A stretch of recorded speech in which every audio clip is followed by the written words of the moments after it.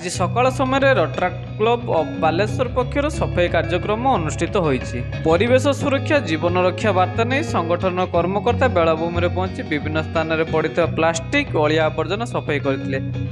चांदीपुर बेलाभूमि एक अनन्य बेलाभूमि भाव में सारा भारत में परिचित थिबा बेले विदेशरू मध्य बहु पर्यटक आसीथांती।